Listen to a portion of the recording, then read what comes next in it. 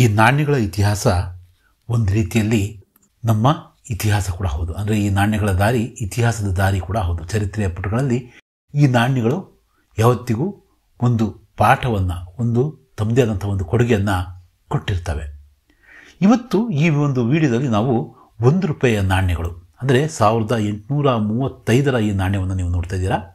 ಸುಮಾರು 11.64 ಅಥವಾ 65, 67 ಈ ಒಂದು ತೂಕದ ಈ ಒಂದು ಕಾಯಿನು, ಇದು ಬೆಳ್ಳಿ ಕಾಯಿನು. ಈ ಕಾಯಿನು 1835 ಈ ರೀತಿ ಬಂದಿತ್ತು. ಸುಮಾರು 100 ವರ್ಷಗಳವರೆಗೂ, 100ಕ್ಕಿಂತ 104 ವರ್ಷಗಳವರೆಗೂ ಕೂಡ ಈ ಒಂದು ತೂಕದಲ್ಲೇ ಬಂದಿತ್ತು.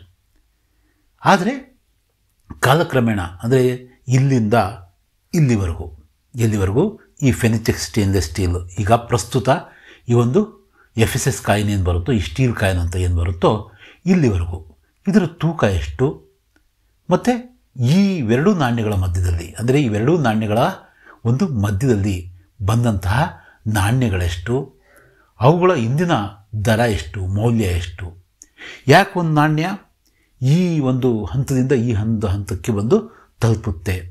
ಸಿಂಪಲ್ ಏನಿಲ್ಲ, ಇದು ನೋಡ್ರಿ 11.5 ಗ್ರಾಮ್ ತೂಕದ ಅಥವಾ ಅದಕ್ಕಿಂತ ಹೆಚ್ಚಿನ ತೂಕದ, ಅಂದರೆ ಇವತ್ತಿಗೆ ₹1,000 ಹೆಚ್ಚಿನ ಬೆಳ್ಳಿನೇ ಇದೆ ಈ ಒಂದು ನಾಣ್ಯದಲ್ಲಿ. ಈಗ ಯಾರಾದರೂ ಕೂಡ ಬೆಳ್ಳಿ ನಾಣ್ಯವನ್ನು ಬಿಡುಗಡೆ ಮಾಡೋಕ್ಕಾಗುತ್ತಾ?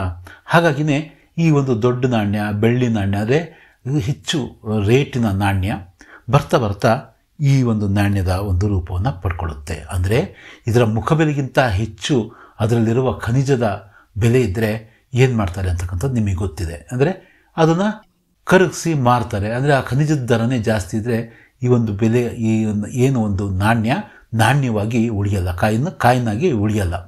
ನಾಣ್ಯವನ್ನಾಗಿ ಉಳಿಸಿ ಚಲಾವಣೆಗೊಳಿಸ್ಬೇಕಂದ್ರೆ ಈ ರೀತಿಯ ಒಂದು ಮಾರ್ಗಗಳು ಅದು ಅನಿವಾರ್ಯ. ಸರಿ, ನಾವು ಇದು ಬಹುಶಃ ಭಾರತದ ಕೊನೆಯ ₹1 ನಾಣ್ಯ ಕೂಡ ಆಗ್ಬೋದು. ಯಾಕಂದರೆ ಮಧ್ಯದಲ್ಲಿ 1919 ಮತ್ತು 20ರಲ್ಲಿ ಬಂದಂಥ ಒಂದು ನಾಣ್ಯ ಇವತ್ತಿಗೂ ಕೂಡ ಅದು ಜನರಲ್ ಸರ್ಕ್ಯುಲೇಷನ್ಗೆ ಬಿಡಲೇ ಇಲ್ಲ. ಸರಿ, ಅದ್ರ ಬಗ್ಗೆ ಕೂಡ ನಾವು ಮಾತಾಡೋಣ. ಮುಖ್ಯವಾಗಿ ನಾವು ಈ ಒಂದು ವಿಡಿಯೋದಲ್ಲಿ ಏನು ನೋಡ್ತಾ ಇದೀವಿ ಅಂದರೆ, ಇವೆರಡೂ ನಾಣ್ಯಗಳ ಮಧ್ಯದಲ್ಲಿ ಬಂದಂತಹ ಎಷ್ಟು ನಾಣ್ಯಗಳು ಬಂದವು, ಅವುಗಳ ಇವತ್ತಿನ ದರ ಏನು ಅಂತಕ್ಕಂಥದ್ದನ್ನು ನೋಡೋಣ. ಇದರ ತಕ್ಷಣವೇ ಈ ಒಂದು ನಾಣ್ಯದ ನಂತರನೇ ಇನ್ನೊಂದು ನಾಣ್ಯ ಬಂತು. ಆ ನಾಣ್ಯ ಇದು 1940 ನಾಣ್ಯ. ಇದು ಕೂಡ ಬೆಳ್ಳಿ ನಾಣ್ಯನೇ. ನಾನು ಮೊದಲೇ ಹೇಳಿದೆ, ಸುಮಾರು 100 ವರ್ಷಗಳವರೆಗೂ, 104 ವರ್ಷಗಳು, ಅಂದರೆ 1939ವರೆಗೂ ಕೂಡ ಬೆಳ್ಳಿ ಕಾಯಿನೇ ಬರ್ತಾಯಿತ್ತು ₹1. ಅಂದರೆ ಅದು ಕಾಲ ತುಂಬ ತಡವಾಗಿ, ನಿಧಾನವಾಗಿ, ಆರಾಮಾಗಿ ಸಾಗ್ತಾ ಇದ್ದಂತಹ ದಿನಗಳು. ಆದರೆ ಈಗ ನೋಡ್ರಿ, ಹೋದ ವರ್ಷ ಇರ್ತಕ್ಕಂಥ ಕಾಯಿನ್ನು ಈ ವರ್ಷ ಒಲೆ ಅದರ ಸುತ್ತಳತೆ ಕಡಿಮೆ ಆಗಿರುತ್ತೆ, ತೂಕ ಕಡಿಮೆ ಆಗಿರುತ್ತೆ. ನಾವು ಬೇಗ ಈಗ ದಿನಗಳು ಸಾಗ್ತಾ ಇರೋಂತಹ ಒಂದು ಕಾಲಕ್ಕೆ ಚಕ್ರ ಬಂದಿದ್ದಾವೇನೋ ಅನ್ನೋ ರೀತಿಯಲ್ಲಿ ಸಾಗ್ತಕ್ಕಂಥ ದಿನಮಾನಗಳು ಇವು. ವಿಲಿಯಂ ಕಿಂಗ್ನ ನಾವು ನೋಡ್ತೀವಿ. ಇಲ್ಲಿ ಕ್ವೀನ್ ಅವರನ್ನು ನಾವಿಲ್ಲಿ ನೋಡ್ಬೋದು. ಇಲ್ಲಿ ಕಿಂಗ್ ಅಂತ ಇದೆ, ಇಲ್ಲಿ ಕ್ವೀನ್ ಅಂತ ಇದೆ. ಇದು 1940 ಕಾಯಿನ್. ಸರಿ, ನೆಕ್ಸ್ಟ್ ಈಗ ನಾವು ಇನ್ನೊಂದು ಕಾಯಿನ್ ಕಡೆಗೆ ಹೋಗೋಣಂತೆ.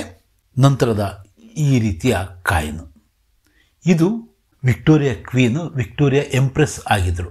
ಎಂಪ್ರೆಸ್ ಅಂತ ಯಾಕೆ ಕರೆದ್ರು ಅಂದರೆ 1857 ದಂಗೆಯ ನಂತರ, ಸಿಪಾಯಿ ದಂಗೆಯ ನಂತರ ಸ್ವಾತಂತ್ರ್ಯ ಸಂಗ್ರಾಮ ಏನು ನಡೀತೋ, ಮೊದಲನೇ ಸ್ವಾತಂತ್ರ್ಯ ಸಂಗ್ರಾಮ, ಅದರ ನಂತರ ಈಸ್ಟ್ ಇಂಡಿಯಾ ಕಂಪ್ನಿಯಿಂದ ನೇರವಾಗಿ ರಾಣಿಯ ಒಂದು ಸುಪರ್ದಿಗೆ ನಮ್ಮ ರಾಜ್ಯಭಾರ ಹೋಯಿತು. ಆಗ ಏನಾಯಿತು, ಕ್ವೀನ್ ಅಂತಕ್ಕಂಥದ್ದನ್ನು ತೆಗೆದು ಎಂಪ್ರೆಸ್ ಅಂತಕ್ಕಂಥದ್ದನ್ನು ಅವರೇನು ಮಾಡಿದ್ರು, ಇಂಟ್ರೊಡ್ಯೂಸ್ ಮಾಡಿದರು. ಇದು ಒಂದು ರೀತಿಯಲ್ಲಿ 3ನೇ ಡಿಸೈನ್ನ ನಾಣ್ಯ. ಬಂದು ಮಧ್ಯದಲ್ಲಿ ನಾಣ್ಯಗಳು ಭಾಳಷ್ಟು. ನಾವಿಲ್ಲಿ ಮುಖ್ಯವಾಗಿ ಡಿಸೈನ್ಗಳ ಬಗ್ಗೆ ಅಷ್ಟೇ ನಾವು ಗಮನ ಕೊಡ್ತಾ ಇದ್ದೀವಿ. ಅದರ ನಂತರ ಬಂದಿರತಕ್ಕಂಥದ್ದು ಈ ವಿಕ್ಟೋರಿಯಾ ಎಂಪ್ರೆಸ್ನ ನಾಣ್ಯ 1840ರಿಂದ ಆರಂಭವಾಗಿ 1901ವರೆಗೂ ಕೂಡ ಈ ನಾಣ್ಯಗಳು ಬರ್ತವೆ, ಈ ಡಿಸೈನಲ್ಲಿ ಬರ್ತವೆ. ಮಧ್ಯದಲ್ಲಿ ಕ್ವೀನ್ ಅಂತಕ್ಕಂಥದ್ದು ಏನಾಯಿತು, ಎಂಪ್ರೆಸ್ ಆಯಿತು. ಕೆಲವು ಕಡೆ ಈ ಒಂದು ನಾವಿಲ್ಲಿ ನೋಡ್ತಾ ಇದ್ದೀವಲ್ವ, ಈ ಒಂದು ಕಿರೀಟ ಇದೆ, ಕೆಲವಕ್ಕೆ ಕಿರೀಟ ಇಲ್ಲ. ಇದನ್ನು ನಾವು ಗಮನಿಸ್ಬೋದು. ಇದ್ರ ಬಗ್ಗೆ ವಿಶೇಷವಾಗಿ ವಿಡಿಯೋ ಮಾಡಿದಾಗ ಅದ್ರ ಬಗ್ಗೆ ನಾವು ಚರ್ಚೆ ಮಾಡೋಣಂತೆ. ನೆಕ್ಸ್ಟ್ ಕಾಯಿನ್ ಬಂದು 1903ರಿಂದ 1910ವರೆಗೂ ಕೂಡ ಈ ಎಡ್ವರ್ಡ್ 7th ಅಂತಕ್ಕಂಥ ಕಿಂಗ್ ಅಂಡ್ ಎಂಪರರ್ ಅಂತ ಇದೆ ನೋಡ್ರಿ. ಇಲ್ಲಿ ಇವರ ಒಂದು ಕಾಯಿನ್ ಬಂತು. ಇದು 1909 ಕಾಯಿನು, ತುಂಬ ಕಡಿಮೆ ಅವಧಿಗೆ ಬಂದಂಥ ಕಾಯಿನು. ವಿಕ್ಟೋರಿಯಾ ಕಾಯಿನ್ ಅವರ ಕಾಯಿನೇ ತುಂಬ ವರ್ಷಗಳವರೆಗೂ ಬಂದಿರತಕ್ಕಂಥದ್ದು. ಸುಮಾರು ಎಷ್ಟು 60 ವರ್ಷಗಳವರೆಗೂ, 61 ವರ್ಷದವರೆಗೂ ಬಂದಿರತಕ್ಕಂಥ, 62 ವರ್ಷದವರೆಗೂ ಬಂದಿರತಕ್ಕಂಥ ಕಾಯಿನ್ಗಳು. ಈ ಕಾಯಿನ್ ಕೂಡ ಅದೇ ತೂಕ ಮತ್ತು ಅದೇ ಬೆಳ್ಳಿ ಮತ್ತು ಅದೇ ಸುತ್ತಳತೆ ಇರ್ತಕ್ಕಂಥ ₹1 ಕಾಯಿನ್ಗಳು. ಸುಮಾರು ಎಷ್ಟು 1, 2, 3, 4 ಒಟ್ಟು 8 ವರ್ಷಗಳವರೆಗೂ ಈ ಕಾಯಿನು ಬಂತು. ಯಾರದು? ಎಡ್ವರ್ಡ್ VII ಅನ್ನೋ ಕಿಂಗ್ದು ಅಥವಾ ಎಂಪರರ್ದು.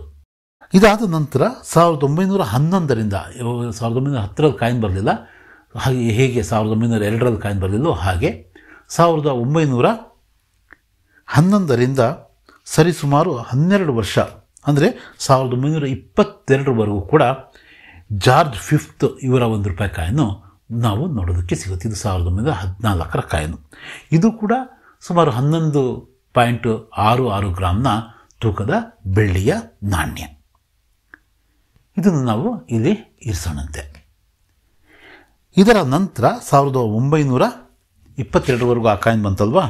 1938-39ರ ನಂತರ ಮತ್ತು 1947ರವರೆಗೂ ಕೂಡ ಈ ಒಂದು ಕಾಯಿನು ಬಂತು.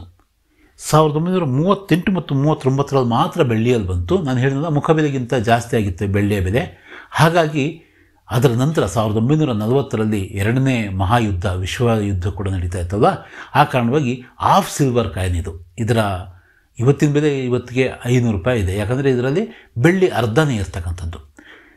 ಈ ಒಂದು ಕಾಯಿನ್ನ ಇಂಟ್ರೊಡ್ಯೂಸ್ ಮಾಡಲಾಯಿತು. 1939ರವರೆಗೂ ಕೂಡ ಬೆಳ್ಳಿ ಕಾಯಿನ್ ಬಂತು.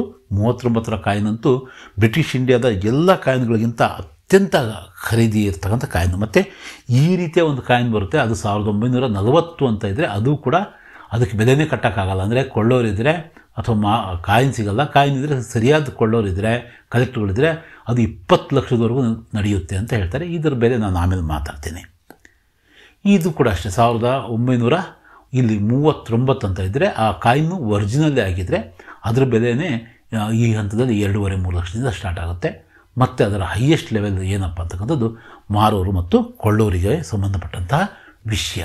ಯಾಕಂದರೆ ಅದರ ಬೆಲೆ 20 ಲಕ್ಷ ಅಂತಿದ್ದರೆ 20 ಲಕ್ಷ ಕೊಟ್ಟು ಕೊಂಡ್ಕೊಳ್ಳೋಂತಹ ಕಲೆಕ್ಟ್ಗಳು ನಮಗೆ ಸಿಗಬೇಕಲ್ವಾ. ಆ ಕಾರಣದಿಂದ ನಾವು ಈಗ ನೆಕ್ಸ್ಟ್ ಕಾಯಿನಿಗೆ ನಾವು ಬರೋಣಂತೆ. ನೆಕ್ಸ್ಟ್ ಕಾಯಿನ್ ಬಂದು ಸ್ವಾತಂತ್ರ್ಯ ಬಂದ ನಂತರ ಒಂದು 3 ವರ್ಷಗಳವರೆಗೂ ನಮಗೆ ಕಾಯಿನ್ನ ನಾವು ಮಿಂಟ್ ಮಾಡೋಕ್ಕಾಗಲಿಲ್ಲ. ಆ ಕಾರಣದಿಂದ ಏನಾಯಿತು, ಈ ಒಂದು ಕಾಯಿನ್ನು 1947ರಲ್ಲಿ ಮಿಂಟ್ ಆದಂತಹ ಈ ಒಂದು ಕಾಯಿನ್ನು ನಾವು ಬಳಸಬೇಕಾಗಿ ಬಂತು. ಈ ಕಾಯಿನ್ನು ನಾವು ಸಣ್ಣರಿದ್ದಾಗ ಇದನ್ನು ಅಂಗಡಿಗೆ ತಗೊಂಡೋದ್ರೆ ತಗೊಳ್ತಾ ಇರಲಿಲ್ಲ. ಇದು ನಿಕ್ಕಲ್ನ ಕಾಯಿನ್ನು ನೋಡಿರಿ. ಇಲ್ಲಿ ಇದು ಸಿಲ್ವರ್ ಕಾಯಿನ್, ಇದು ಆಫ್ ಸಿಲ್ವರ್ ಕಾಯಿನ್, ಇದು ಅವಲೇ ನಿಕ್ಕಲ್ ಕಾಯಿನ್ ಪರಿವರ್ತನೆ ಆಯಿತು. ನಾವೇನು ಮಾಡ್ತಾಯಿದ್ವಿ, ಒಂದು 4-5 ಕಾಯಿನ್ ಜೊತೆಗೆ ಇದನ್ನು ಹಾಕ್ಕೊಟ್ರೆ ಅವರು ಏನು ಮಾಡ್ತಾಯಿದ್ರು, ಅದನ್ನು ತಗೊಳ್ತಾಯಿದ್ರು. ಇದು 80ರ ದಶಕ 90ರ ದಶಕದ ಮಾತು. ಬಟ್ ಇವತ್ತಿಗೆ ಈ ಕಾಯಿನು ಈ ರೀತಿ ಇದೆ. ಇದನ್ನು ನಾವು ಪಕ್ಕಕ್ಕಿಡೋಂತೆ. ಅಂದರೆ ಇದು ಸ್ವಾತಂತ್ರ್ಯ ಪೂರ್ವಕ್ಕೆ ಇರ್ತಕ್ಕಂಥ ಇವೆಲ್ಲ ಸ್ವಾತಂತ್ರ್ಯ ಪೂರ್ವದ ಕಾಯಿನ್ಗಳು, ಬ್ರಿಟಿಷ್ ಇಂಡಿಯಾ ಕಾಯಿನ್ಗಳು. ಇದು ಕೂಡ ಬ್ರಿಟಿಷ್ ಇಂಡಿಯಾದ ಕಾಯಿನೇ, ಆದರೆ ಸ್ವತಂತ್ರ ಭಾರತದಲ್ಲೂ ಕೂಡ ಇದು ಚಲಾವಣೆಯಲ್ಲಿ ಇತ್ತು.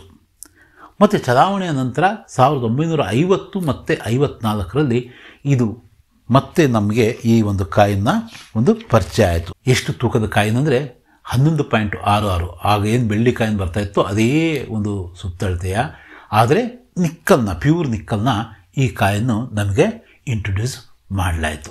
ಈ ಒಂದು ಕಾಯಿನ್ನು 50ರ ಕಾಯಿನ್ ಸ್ವಲ್ಪ ಸ್ಕೇರ್ ಮಟ್ಟದ್ದು, ಆದರೆ ಇದು 54ರ ಕಾಯಿನು ರೇರ್ ಮಟ್ಟದ್ದು. ಇವತ್ತಿಗೆ ಇದು ₹4,000ವರೆಗೂ ಇದು ಮಾರ್ಕೆಟಲ್ಲಿ ಇದರ ಬೆಲೆ ಇದೆ. ಮಾರುವವರು ಮತ್ತು ಕೊಳ್ಳುವವರು ಮತ್ತು ಬೇಡಿಕೆ ಇಲ್ಲಿ ಮುಖ್ಯ ಆಗುತ್ತೆ. ಇದ್ರ ಬಗ್ಗೆ ನಾವು ಮಾತಾಡೋಣಂತೆ. ಇದು ನಂತರದ ಕಾಯಿನು. ಈ ಕಾಯಿನ ಇಲ್ಲಿಡೋಣಂತೆ. ಇದರ ನಂತರ ಮತ್ತೆ 1962ರಲ್ಲಿ ಇದರ ನಂತರ 1962ರಲ್ಲಿ ಈ ಒಂದು ಕಾಯಿನು ಬಂತು. ಇದು ಕೂಡ 10 ಗ್ರಾಮ್ ತೂಕದ ನಿಕ್ಕಲ್ನ ಕಾಯಿನು, 28 mm ಸುತ್ತಳದಿದೆ. ಈಗ 10 ಗ್ರಾಮ್ಗೆ ಬಂದು ತಲುಪಿತ್ತು. ಮತ್ತು ಇದರ ಇನ್ನೊಂದು ವಿಷಯ ಅಂದರೆ ಇದು ಡೆಸಿಮಲ್ ಸಿಸ್ಟಮ್ನ, ಅಂದರೆ ಏನು ಪೈಸೆ, ಇದೆಲ್ಲವೂ ಕೂಡ ಆಣೆಗಳಿಗೆ ಸಂಬಂಧಪಟ್ಟಂತಹ ರೂಪಾಯಿಗಳಿವೆಲ್ಲ, ಇದು ಸಮೇತ ಭಾರತದ ಇದರಿಂದ. ಆದರೆ ಇದು ಡೆಸಿಮಲ್ನ ಮೊದಲ ಕಾಯಿನು, ನಿಕ್ಕಲ್ನ ಕಾಯಿನು, 10 ಗ್ರಾಮ್ನ ಕಾಯಿನು. ಈ ಕಾಯಿನು ಇವತ್ತಿಗೆ ತುಂಬ ವಿಶೇಷವಾದಂಥ ಕಾಯಿನು. ಇದರಲ್ಲಿ ಇನ್ನೂ 1970ರಲ್ಲಿ ಬರುತ್ತೆ. ಸೇಮ್, ನಾನು ಇಲ್ಲಿ ಡಿಸೈನ್ ಬಗ್ಗೆ ಅಷ್ಟೇ ಮಾತಾಡ್ತಾ ಇರೋದು. ಇದೇ ಸೇಮ್ ಡಿಸೈನು ಇಲ್ಲಿ 1970 ಅಂತ ಇದೆ. ಅದು ಕೂಡ ತೀರಾ ಅಪರೂಪದ ಒಂದು ಸ್ವಲ್ಪ ಜಾಸ್ತಿ ಬೆಲೆ ಇರ್ತಕ್ಕಂಥ ಒಂದು ಕಾಯಿನು. 1970 ಅಂತ ಇರಬೇಕು. ಅದರ ನಂತರ 1975ರಿಂದ 1982ವರೆಗೂ ಕೂಡ ಈ ಒಂದು ಕಾಯಿನು ಬಂತು. ಈ ಡಬ್ಬು ಕಾಯಿನ್ ಅಂತ ಕರೀತಾರೆ. 8 ಗ್ರಾಮ್ ತೂಕ. ಈ ಕಾಯಿನ್ಗೂ ನೀವು ಕನ್ಫ್ಯೂಸ್ ಮಾಡ್ಕೋಬಾರ್ದು. ಈ ಕಾಯಿನ್ಗಳು ನೋಡ್ರಿ, ಎಲ್ಲವೂ ನೋಡೋದಕ್ಕೆ ಸರಿಸುಮಾರು ಒಂದೇ ಥರ ಕಾಣಿಸಿದ್ರು ಕೂಡ ಇದರ ಡಿಸೈನಲ್ಲಿ ಮತ್ತು ಇದರ ತೂಕದಲ್ಲಿ ವ್ಯತ್ಯಾಸ ಇದೆ. ಇವೆರಡೂ ಕೂಡ ನಿಕ್ಕಲ್ನ ಕಾಯಿನ್ಗಳು. ಇದು ಕಾಪರ್ ನಿಕ್ಕಲ್ನ ಕಾಯಿನು. ಕಾಪರ್ ನಿಕ್ಕಲ್ನ ಈ ಕಾಯಿನು, ಇದರ ಡಿಸೈನ್ ಒಂದೇ ಇದ್ದರೂ ಕೂಡ ಇದು 10 ಗ್ರಾಮ್ನ ಕಾಯಿನು, ಇದೇನಿದೆಯೋ ಇದು 8 ಗ್ರಾಮ್ನ ಕಾಯಿನು. ಸಾಮಾನ್ಯವಾಗಿ ತುಂಬ ನಮ್ಮ ಮನೆಗಳಲ್ಲಿ ನೋಡೋದಕ್ಕೆ ಸಿಗ್ತಕ್ಕಂಥದ್ದು ಈ ಕಾಯಿನು. ಇದಕ್ಕೆ ಸುಮಾರು UNC ಕಂಡೀಷನಲ್ಲಿ 10-20 ರೂಪಾಯಿ ಇದರ ಬೆಲೆ ಇದೆ. ಮತ್ತು ಇದ್ರ ಬಗ್ಗೆನೇ ವಿಶೇಷವಾದಂಥ ಒಂದು ವಿಡಿಯೋ ಮಾಡಿದ್ದೆ, ಯಾವ ಇದರಲ್ಲಿ ವಿಶೇಷ ಅಂತಕ್ಕಂಥದ್ದನ್ನು ನೀವು ಇಲ್ಲಿ ಐ ಮಾರ್ಕ್ ಇಲ್ಲಿ ಏನಿದೆಯೋ ಐ ಬಟನ್ ಒತ್ತಿ ನೀವು ಅದನ್ನು ಈ ವಿಡಿಯೋ ನೋಡಿದ ನಂತರ ನೀವು ನೋಡಬಹುದು. ನೆಕ್ಸ್ಟ್ ಇದರ ನಂತರ 1982ರಿಂದ 1991ವರೆಗೂ 6 ಗ್ರಾಮ್ ತೂಕದ ಈ ಒಂದು ಕಾಯಿನ್ ಬಂತು. ಈ ಕಾಯಿನ್ ಮೋಸ್ಟ್ಲಿ ನೀವು ಬಳಸಿರ್ತೀರಾ, ನೋಡಿರ್ತೀರಾ. ನಿಮ್ಮ ವಯಸ್ಸಿನ ಮೇಲೆ ಅದು ಡಿಪೆಂಡ್ ಆಗಿರುತ್ತೆ. ಈಗಲೂ ಕೂಡ ಇದು ಮಾರ್ಕೆಟಲ್ಲಿ ಸ್ವಲ್ಪ ಚಲಾವಣೆಯಲ್ಲಿರ್ತಕ್ಕಂತಹ ಒಂದು ನಾಣ್ಯ. ಇದು 6 ಗ್ರಾಮ್ ತೂಕದ ಕಾಪರ್ ನಿಕ್ಕಲ್ನ ಕಾಯಿನು. ಸುಮಾರು ವರ್ಷಗಳವರೆಗೂ ಅಂದರೆ ಒಂದು 10 ವರ್ಷದವರೆಗೂ ಕೂಡ ಇದು ಕಂಟಿನ್ಯೂ ಆಗಿ ಬಂತು. ಇದರಲ್ಲಿ ಒಂದು ಏನಪ್ಪ ಅಂದರೆ 1985 ಇಲ್ಲಿ ಹೆಚ್ಮೆಂಟ್ ಮಾರ್ಕ್ ಇದ್ದರೆ ತುಂಬ ಕಾಸ್ಟ್ಲಿ ಅಂತ ಹೇಳ್ತಾರೆ. ನಾನು ಒಂದು ನಿಮಿಷ ನಿಮಗೆ ಅದನ್ನು ತೋರಿಸ್ತೀನಿ. ಹೆಚ್ಮೆಂಟ್ ಮಾರ್ಕ್ ಇರ್ತಕ್ಕಂಥ ಕಾಯಿನ್ಗಳು, ಹೆಚ್ಮೆಂಟ್ ಮಾರ್ಕ್ನ ಕಾಯಿನ್ಗಳು, ಹೈದರಾಬಾದ್ ಮಿಂಟ್ನ ಕಾಯಿನ್ಗಳು, ಅವು ತುಂಬ ರೇರ್ ಅಂತಾರೆ. ಇವೆಲ್ಲವೂ ಕೂಡ ಹೆಚ್ಮೆಂಟ್ ಮಾರ್ಕ್ನ ಕಾಯಿನ್ಗಳು. ಇವೆಲ್ಲ ತುಂಬ ನಾರ್ಮಲ್ ಆದಂಥ ಕಾಯಿನ್ಗಳು. ಹೆಲ್ಟನ್ನಿಂದ ಬಂದಿರತಕ್ಕಂಥ ವಿದೇಶದಲ್ಲಿ ಮಿಂಟ್ ಆಗಿರ್ತಕ್ಕಂಥ ಒಂದು ಕಾಯಿನ್ಗಳು. ನೋಡ್ರಿ, ಇವೆಲ್ಲ ಹೆಚ್ಚಂತ ಇದೆ ಅಲ್ವಾ. ಇದರಲ್ಲೇನು ವಿಶೇಷ ಏನೂ ಇಲ್ಲ. ಸಾವಿರಾರು ಕಾಯಿನ್ಗಳು ಬಂದವು. ನಾನು ಒಂದು ವಿಡಿಯೋ ಮಾಡಿದ್ದೆ, ಅದರಲ್ಲಿ ಏನು ಹೇಳೋದಕ್ಕೆ ಹೊರಟಿದ್ದೆ ಅಂದರೆ ಇವೆಲ್ಲ ನಾರ್ಮಲ್ ಕಾಯಿನ್ಗಳು. ನೀವು ಇವನ್ನ ಹೆಚ್ಚು ಶ್ರದ್ಧೆಯಿಂದ ಇದನ್ನು ಹೆಚ್ಚು ಬೆಲೆ ಕೊಟ್ಟು ನೀವು ತಗೊಳ್ಳೋ ಅವಶ್ಯಕತೆ ಇಲ್ಲ. ಒಂದೇ ಒಂದು ಕಾಯಿನ್ನು ಎಕ್ಸ್ಪೆರಿಮೆಂಟಲ್ ಕಾಯಿನ್ನು, ಅಂದರೆ ಅಲ್ಲಿಂದ ಒಂದು ಮಿಂಟಾಗಿ ಬಂದಿತ್ತು, ಕಾಪರಲ್ಲಿ, ಪ್ಯೂರ್ ಕಾಪರಲ್ಲಿ ಮಿಂಟಾಗಿ ಬಂದಿತ್ತು. ಅದಕ್ಕೆ ಲಕ್ಷಾಂತರ ರೂಪಾಯಿ ಬೆಲೆ ಇದೆ ಅಂತ ಹೇಳಿದ ನಿಜ. ಆದರೆ ನಮ್ಮಲ್ಲಿರ್ತಕ್ಕಂಥ ಇವೆಲ್ಲ ಕಾಯಿನ್ಗಳು ತುಂಬ ನಾರ್ಮಲ್ ಆದಂಥ ಹೆಚ್ಮೆಂಟ್ ಮಾರ್ಕ್ನ ಕಾಯಿನ್ಗಳು. ಹೆಚ್ಮೆಂಟ್ ಮಾರ್ಕ್ನ ಕಾಯಿನ್ಗಳು ತುಂಬ ಕಾಮನ್ನು. ಇಲ್ಲಿ ನೀವು ನೋಡ್ತಾ ಇದ್ದೀರಲ್ವ, ಎಷ್ಟು ನೋಡ್ತಿದ್ದೀರಿ, ಇಲ್ಲೇ 5 ಇದ್ದಾವೆ. ನನ್ನ ಹತ್ರನೇ ಸುಮಾರು 100 ಕಾಯಿನ್ಗಳು ಇವು ಇದ್ದಾವೆ. ಇವುಗಳನ್ನ ನೀವು ಕಲೆಕ್ಷನ್ ಮಾಡೋದ್ರ ಕಡೆ ಗಮನ ಕೊಡಬೇಡ್ರಿ. ಇವೆಲ್ಲವೂ ಕೂಡ ನಾರ್ಮಲ್ ಆದಂಥ ಕಾಯಿನ್ಗಳು. ಇವಕ್ಕೆ ಜಾಸ್ತಿ ಬೆಲೆ ಇದೆ ಅಂತಕ್ಕಂಥದ್ದು, ಅಥವಾ ಇದು ಹೈದರಾಬಾದ್ ಮಿಂಟ್ನ ಕಾಯಿನ್ ಅಂತಕ್ಕಂಥದ್ದು, ಅವೆಲ್ಲವೂ ಸುಳ್ಳು. ಅಷ್ಟೇ ಯಾಕೆ 1985ರಲ್ಲಿ ಯಾವುದೇ ಒಂದು ವಿಶೇಷವಾದಂತಹ ಕಾಯಿನಿಲ್ಲ. ಎಲ್ಲವೂ ಕೂಡ ನಾರ್ಮಲ್ ಆದಂತಹ ಕಾಯಿನ್ಗಳು. ಈ ರೀತಿ ಸ್ವಲ್ಪ ಕಲರ್ ಚೇಂಜ್ ಆದ ತಕ್ಷಣ ಅದನ್ನು ಕಾಪರ್ ಕಾಯಿನ್ ಅಂತ ಅಂದ್ಕೋಬೇಕಾದ ಅವಶ್ಯಕತೆ ಇಲ್ಲ. ಕಾಪರ್ ಕಾಯಿನ್ ಅಂದರೆ ನಿಮಗೆ ಗೊತ್ತಲ್ವಾ, ನಿಮ್ಮಲ್ಲಿ ಹಳೆಯ ಒಂದು ಬ್ರಿಟಿಷ್ ಇಂಡಿಯಾದ ಕಾಯಿನ್ಗಳು ನೀವು ನೋಡಿದ್ರೆ ಗೊತ್ತಾಗುತ್ತೆ ಪ್ಯೂರ್ ಕಾಪರ್ ಕಾಯಿನ್ ಹೇಗಿರುತ್ತೆ ಅಂತ. ಸರಿ, ಇವೆಲ್ಲವೂ ನಾರ್ಮಲ್ ಕಾಯಿನ್ಗಳು. ನಾವು ಮುಂದಕ್ಕೆ ಹೋಗೋಣಂತೆ. ಇದು ಇಲ್ಲಿವರೆಗೂ ಈಗ ಒಂದು ಕಾಯಿನ್ ನಾವು ಒಂದು ಪರಿಚಯವನ್ನು ಮಾಡ್ಕೊಂಡ್ವಿ. 1982ರಿಂದ 1991ವರೆಗೂ ಬಂತು. ಇದರಲ್ಲೂ ಕೂಡ ವಿಶೇಷವಾದಂಥ ಕಾಯಿನ್ಗಳಿದ್ದಾವೆ. ಈ ಡಿಸೈನ್ನ 1982ರ ಕಾಯಿನ್ನು 82 ಅಂತ ಇಲ್ಲಿದ್ದು, ಅದು ಪ್ಯೂರ್ ಆಗಿದ್ದರೆ ಅದು ಕೂಡ ತುಂಬ ಕಾಸ್ಟ್ಲಿ ಆದಂತಹ ಒಂದು ಕಾಯಿನ್ನು. 40-50 ಸಾವಿರ ರೂಪಾಯಿವರೆಗೂ UNC ಕಂಡೀಷನಲ್ಲಿ ಇರ್ತಕ್ಕಂಥ ಕಾಯಿನ್ನು. ನಾವು ಮುಂದಿನ ಕಾಯಿನ್ ಕಡೆ ಗಮನ ಕೊಡೋಣ. ಮುಂದಿನ ಕಾಯಿನ್ನು ಇದು 1992ರಿಂದ ಸುಮಾರು ವರ್ಷಗಳು, ಅಂದರೆ 2004ರವರೆಗೂ ಕೂಡ ಬಂದಂಥ ಕಾಯಿನು. FSS ಕಾಯಿನು ಅಂದರೆ ಫೆನೆಟಿಕ್ ಸ್ಟೇನ್ಲೆಸ್ ಸ್ಟೀಲ್ನ 4.85 ಗ್ರಾಮ್. ನೋಡಿ, ತೂಕನೂ ಕಡಿಮೆ ಆಯಿತು. ಮತ್ತು ಈ ಹಿಂದಿನ ಕಾಯಿನು ಕಾಪರ್ ನಿಕ್ಕಲಲ್ಲಿ ಬಳಸ್ತಿದ್ರು, ಇದನ್ನು ಸ್ಟೀಲಲ್ಲಿ ಅಂದರೆ ಫೆನೆಟಿಕ್ ಸ್ಟೇನ್ಲೆಸ್ ಸ್ಟೀಲಲ್ಲಿ FSS ಕಾಯಿನ್. ಇದು ಮೊದಲ FSS ಕಾಯಿನು. 1 ರೂಪಾಯಿಯಲ್ಲಿ 4.85 ಗ್ರಾಮ್ ತೂಕದ ಈ ಒಂದು ಕಾಯಿನ್ನ ನೀವಿಲ್ಲಿ ನೋಡ್ತಾ ಇದ್ದೀರಾ. ಈ ಒಂದು ಕಾಯಿನು ಬಂತು. ಅದರ ನಂತರ ಬಂದಂತಹ ಕಾಯಿನು ಈ ಒಂದು ಕ್ರಾಸ್ ಕಾಯಿನ್ ಅಂತ ಕೂಡ ಕರೀತಾರೆ. ಯೂನಿಟಿ ಇನ್ ಡೈವರ್ಸಿಟಿ ಅಂತ. ನೀವು 4 ಜನ ಒಬ್ರಿಗೊಬ್ರು ಕೈ ಹಿಡ್ಕೊಂಡಿದ್ದಾರೆ, ಆ ಅರ್ಥದಲ್ಲಿ ಬಂದಂತಹ 1 ರೂಪಾಯಿ, 2 ರೂಪಾಯಿ, 5 ರೂಪಾಯಿಗಳಲ್ಲಿ ಬಂದಂತಹ 10 ರೂಪಾಯಿಗೂ ಕೂಡ ಈ ಒಂದು ಕ್ರಾಸ್ ಕಾಯಿನ್ ಬಂತು. ಇದು ಯಾವುದೋ ಒಂದು ವಿವಾದಕ್ಕೊಳಗಾಗಿ ಕೇವಲ 3 ವರ್ಷ, 2004, 2005, 2006ರಲ್ಲಿ ಮಾತ್ರ ಈ ಕಾಯಿನ್ ಬಂತು. 2004ರ ಕಾಯಿನು ಮೊದಲ ಕಾಯಿನು. ಅದು ಸ್ವಲ್ಪ ರೇರ್ ಆದಂಥ ಕಾಯಿನು. 6ರ ಕಾಯಿನು ಕೂಡ ಸ್ವಲ್ಪ ಮಟ್ಟಿಗೆ ಸ್ಕೇರ್ ಕಾಯಿನು. ಇದು 2005ರ ಕಾಯಿನು ನಾರ್ಮಲ್ ಕಾಯಿನು. ನಮ್ಮ ಇವತ್ತಿನ ಮುಖ್ಯ ಉದ್ದೇಶ ಏನಂದರೆ ಹೇಗೆ ಅದು ನಡ್ಕೊಂಡು ಬಂತು ಅಂತಕ್ಕಂಥದ್ದು. ಇದರ ನಂತರದ ಕಾಯಿನು ಇದು. ಮತ್ತು ಇದರ ನಂತರ ಕೂಡ ಇನ್ನೂ ತೂಕ ಇದು 4.85 ಗ್ರಾಮ್ ಇರ್ತಕ್ಕಂಥ 25 mm ಕಾಯಿನು. ಸ್ವಲ್ಪ ಸುತ್ತಳತೆ ಕೂಡ ಕಡಿಮೆ ಆಯ್ತಲ್ವ ಇದಕ್ಕೂ.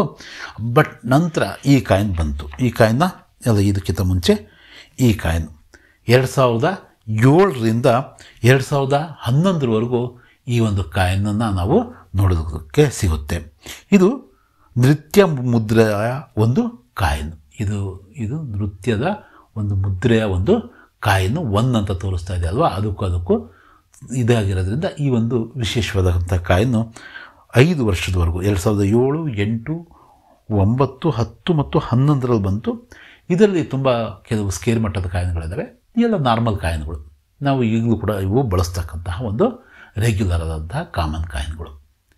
ಇದರ ತೂಕ ಬಂದು 4.85 ಗ್ರಾಮು ಮತ್ತು 25 mm ತೂಕ. ಇದು ಈ ಹಿಂದಿನ ಕಾಯಿನ್ ಥರನೇ. ನೆಕ್ಸ್ಟ್ ಕಾಯಿನು 2011ರಲ್ಲಿ ಬಂತು. 2011ರಿಂದ 2019ರವರೆಗೂ ಈ ಕಾಯಿನ್ ಬಂತು. ಭಾಳ ಜನ ಏನು ಎಕ್ಸ್ಪೆಕ್ಟ್ ಮಾಡಿದಂದರೆ ಇದೇ ಕಾಯಿನು ₹1 ಕೊನೆಯ ಕಾಯಿನ್ ಅಂತ. ಯಾಕಂದರೆ ಇದರ ತೂಕ ಕೂಡ ಆಗಲೇ ಕಡಿಮೆ ಆಗಿತ್ತು. 3.79 ಗ್ರಾಮ್ ಇತ್ತು. ಅಂದರೆ 4 ಗ್ರಾಮ್ಗಿಂತ ಕಡಿಮೆ. ಮತ್ತು ಸುತ್ತಳತೆ ಕೂಡ ಕಡಿಮೆಯಾಗಿ 22 mm ಆಗೋಗಿತ್ತು. ಸರ್ಕ್ಯುಲರ್ ಶೇಪ್ನ ಫೆನೆಟಿಕ್ ಸ್ಟೇನ್ಲೆಸ್ ಸ್ಟೀಲ್ನ ಈ ಒಂದು ಕಾಯಿನು. ಈ ಕಾಯಿನ್ನ ನಂತರ ನಾವು ಇನ್ನೊಂದು ಕಾಯಿನ್ನ ನೋಡಬೇಕಾಗಿತ್ತು. ಇಲ್ಲಿ ಇನ್ನೊಂದು ಕಾಯಿನು ಇರಬೇಕಾಗಿತ್ತು. ಅದೇ ಒಂದೇನಂತಾರೆ ರೈನ್ ಡ್ರಾಪ್ಸ್ ಕಾಯಿನ್. ಈ ಥರದ ನೀವು ಈ ಒಂದು ₹5 ಕಾಯಿನು ಮತ್ತು ₹2 ಕಾಯಿನ್ ನೋಡ್ತಿದ್ದೀರಲ್ವ. ಈ ಥರದಲ್ಲೇ ₹1 ಕಾಯಿನು ಕೂಡ ಎಷ್ಟರಲ್ಲಿ 1919 ಮತ್ತು 20ರಲ್ಲಿ ಬರಬೇಕಿತ್ತು. ಆದರೆ ಸ್ಟೇನ್ಲೆಸ್ ಸ್ಟೀಲ್ನ ರೇಟ್ ಜಾಸ್ತಿ ಆಗಿರೋದಕ್ಕೂ ಅಥವಾ ₹1 ಮುಖಬೆಲೆ ಕಡಿಮೆ ಆಗಿರೋದಕ್ಕೂ ಅದು ಬಿಡುಗಡೆ ಆಗಲೇ ಇಲ್ಲ. ನನ್ನ ಹತ್ರ ಅಲ್ಲ, ಯಾವ ಕಲೆಕ್ಟರ್ ಹತ್ರನೂ ಕೂಡ ಈ ರೀತಿಯ ಈ ಡಿಸೈನ್ನ ₹1 ಕಾಯಿನು ನಾವು ನೋಡೋದಕ್ಕೆ ಸಿಗಲ್ಲ. ಯಾಕಂದರೆ ಬಿಡುಗಡೆ ಮಾಡ್ತೀವಿ ಅಂತ ಒಂದು ಚಿತ್ರ ಕೊಟ್ಟಿದ್ದರು ನೋಡ್ರಿ. ಇಲ್ಲಿ ಚಿತ್ರ ಕೂಡ ಇದೆ. ₹1 ಕಾಯಿನ ಒಂದು ಚಿತ್ರ ಇದೆ. ಆದರೆ ಆ ಒಂದು ಕಾಯಿನು ಬರಲಿಲ್ಲ. 3.09 ಗ್ರಾಮ್ನ ತೂಕದ ಕಾಯಿನ್ ಬರಬೇಕಾಗಿತ್ತು 20 mm ಅಲ್ಲಿ. ಬಟ್ 19-20ರಲ್ಲಿ ಬರಬೇಕಾಗಿತ್ತು. ಅದನ್ನು ಬಿಡುಗಡೆಗೊಳಿಸಿದರು. ಯಾವುದರಲ್ಲಿ ಬಿಡುಗಡೆಗೋಸ್ಕರ ಬಿಡುಗಡೆಗೊಳಿಸಿದರು. ಬಟ್ ಅದು ಹೊರಗಡೆ ಅಂತೂ ಬರಲಿಲ್ಲ. ಹಾಗಾಗಿ ಆ ಕಾಯಿನ್ನು ಅಂದರೆ ಈ ಒಂದು ಸ್ಟೈಲ್ನ ಕಾಯಿನು ನಮಗೆ ಕಾಣಸಿಗಲ್ಲ. ನೀವ್ಯಾರು ಕೂಡ ಬಳಸಿಲ್ಲ. ನಾನಂತೂ ಅದು ಖಚಿತವಾಗಿ ಹೇಳಬಲ್ಲೆ. ಮತ್ತು ಇಲ್ಲಿಗೆ ಮುಗೀತು ₹1 ಕಾಯಿನ್ನ ಒಂದು ಇದು ಅಂದ ತಕ್ಷಣ ಮತ್ತೆ ಅದರಲ್ಲಿ ಒಂದು ಸುತ್ತಳತೆ ಕಡಿಮೆಯಾಗಿ 20 mmನ 3.9 ಅಂದರೆ 3 ಗ್ರಾಮ್ ತೂಕದ ಈ ಒಂದು ಕಾಯಿನು ನಮಗೆ ಕಾಣೋದಕ್ಕೆ ಸಿಕ್ತು. 21ರಲ್ಲಿ ಬಂದಿದೆ. ಬಟ್ ಅದು ನಮಗೆ ಸಿಗೋಲ್ಲ. ಯಾಕಂದರೆ ತುಂಬ ಕಡಿಮೆ ನಂಬರಲ್ಲಿ ಅದಿದೆ. ಅದು ತುಂಬ ಅಪರೂಪದ ಕಾಯಿನು. 22, 23 ಮತ್ತು ಈಗ ಈ ವರ್ಷ 24ರಂದು ಕೂಡ ಈ ₹1 ಕಾಯಿನು ಮಿಂಟಾಗಿದೆ. ಬಹುಶಃ ಇದು ನಾವು ಬಳಸ್ತಕ್ಕಂತಹ ಅತ್ಯಂತ ಕಡಿಮೆ ಮುಖಬೆಲೆಯ ಒಂದು ನಾಣ್ಯವಾಗಿ ಇವತ್ತು ಉಳ್ಕೊಂಡಿದೆ. ಮೊದಲು 1 ಪೈಸೆ, ಹಿಂದೆ ಎಲ್ಲ ಬ್ರಿಟಿಷ್ ಇಂಡಿಯಾ ಕಾಲದಲ್ಲಿ ಅರ್ಧ ಪೈಸೆ ಕೂಡ ನಾಣ್ಯ ಇತ್ತು. ಇವತ್ತು ಬಹುಶಃ ಈ ಕೈಯಲ್ಲಿ ಇಟ್ಕೊಂಡಿರ್ತಕ್ಕಂಥ ಕಾಯಿನು ಕೊನೆಯ ಕಾಯಿನು, ಇನ್ನೇನು ಬರೋದೇ ಇಲ್ಲ ಅಂತ ಎಲ್ಲರೂ ಕೂಡ ನಿರಾಶೆಯಲ್ಲಿದ್ದಾಗ ಈ ಕಾಯಿನು ಹೊರಗಡೆ ಬಂತು, ಜನರಲ್ ಸರ್ಕ್ಯುಲೇಷನಿಗೆ ಬಂತು. ಮುಂದಿನ ದಿನಗಳಲ್ಲಿ ನಾವು ಎಕ್ಸ್ಪೆಕ್ಟ್ ಮಾಡೋಕ್ಕಾಗುತ್ತೋ ಇಲ್ಲೋ ಅದು ಕೂಡ ಗೊತ್ತಿಲ್ಲ. ಬೇರೆ ಡಿಸೈನಲ್ಲಿ ನೋಡೋಣಂತೆ. ಬಂದರೆ ಮೇಲೆ ಇದಕ್ಕಿಂತ ಚಿಕ್ಕದಾಗಿ ಆದರೂ ಕೂಡ ಬಂದರೆ ₹1 ಕಾಯಿನು ಚೆನ್ನಾಗಿರುತ್ತೆ. ನಾವು ಎಲ್ಲಿಂದ ಎಲ್ಲಿವರೆಗೆ ಬಂದ್ವಿ? ಇಲ್ಲಿ ಇವತ್ತು 2024ರಲ್ಲಿ ನಿಂತು ನಾವು ನೋಡಿದಾಗ ಈ ಕಾಯಿನ್ ನಾವು ಮೊದಲಿಗೆ ಬಂದಂತಹ ಕಾಯಿನು 1954ರ ಕಾಯಿನು. ಇವತ್ತು ಈ ಕಾಯಿನು ಈ ರೀತಿ ಇದೆ. ಇದಕ್ಕಿಂತ ಹಿಂದೆ ಇರ್ತಕ್ಕಂಥದ್ದು ನಮ್ಮ ಸ್ವಾತಂತ್ರ್ಯ ಬಂದಾಗ ಒಂದು 4 ವರ್ಷದವರೆಗೂ ನಾವು ಈ ಕಾಯಿನ್ನ ನಾವು ಅನಿವಾರ್ಯವಾಗಿ ಬಳಸಬೇಕಾಗಿತ್ತು. ಅದಕ್ಕಿಂತ ಹಿಂದೆ ಈ ಒಂದು ಹಾಫ್ ಸಿಲ್ವರ್ ಕಾಯಿನ್ನ ನಾವು ಬಳಸಿದ್ವಿ. 2ನೇ ವರ್ಲ್ಡ್ ವಾರ್ ಅಂದರೆ ಮಹಾಯುದ್ಧ ಏನು ನಡೀತು ಅದರ ಕಾರಣದಿಂದಾಗಿ ಬೆಳ್ಳಿಯ ರೇಟು ಜಾಸ್ತಿ ಆಗಿರೋದ್ರಿಂದ ಇವೆಲ್ಲವೂ ಕೂಡ ಬೆಳ್ಳಿ ನಾಣ್ಯಗಳು. ಇದು ಈ ಸೀರೀಸ್ನ ಒಂದು ಮೊದಲ ನಾಣ್ಯ ಅಂತ ನಾವು ಹೇಳ್ಬೋದು. ಹಾಗಾದರೆ ಇದಕ್ಕಿಂತ ಹಿಂದಿನ ₹1 ಇಲ್ವಾ ಅಂದರೆ ಖಂಡಿತವಾಗ್ಲೂ ಇದ್ದಾವೆ. ಬೆಳ್ಳಿ ನಾಣ್ಯಗಳಿದ್ದಾವೆ, ಸಲ್ಟನೇಟ್ಸ್ನ ಕಾಯಿನ್ಗಳಿದ್ದಾವೆ. ಬ್ರಿಟಿಷ್ ಇಂಡಿಯಾದಲ್ಲೇ ಬಂದು ಕೊಟ್ಟಂತಹ ಬೇರೆ ರೀತಿಯ ಕಾಯಿನ್ಗಳು ಅವು ಕೂಡ ಇದ್ದಾವೆ. ಸಂಪೂರ್ಣವಾಗಿ ಈ ಫಾರ್ಸಿ ಭಾಷೆಯಲ್ಲಿ ಇರ್ತಕ್ಕಂಥ ಕಾಯಿನ್ಗಳವು. ಅವುಗಳ ಬಗ್ಗೆನೂ ಕೂಡ ಸಂದರ್ಭ ಬಂದಾಗ ತೋರಿಸಿ ಮಾತಾಡೋಂಥ ಒಂದು ಪ್ರಯತ್ನ ಮಾಡೋಣಂತೆ. ಇದು ನಮ್ಮ ₹1 ನಾಣ್ಯ ನಡೆದು ಬಂದಂತಹ ದಾರಿ. ಈ ಒಂದು ನಾಣ್ಯಗಳ ಬಗ್ಗೆ ನಿಮಗೇನು ಅನ್ನಿಸ್ತು?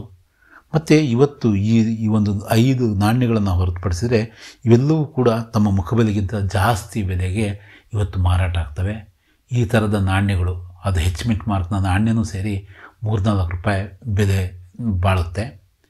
ಆದರೆ ಇದರಲ್ಲಿ ವಿಶೇಷವಾಗಿ ಹೇಳಬೇಕಂದ್ರೆ 1991 ಅಂತ ಇಲ್ಲಿದ್ದು, ಇದು ದೊಡ್ಡ ದಟ್ಟವಾದಂಥ ಡಾಟ್ ಮಾರ್ಕ್ ಇದ್ದರೆ ಅದು ರೇರ್ ಕಾಯಿನು.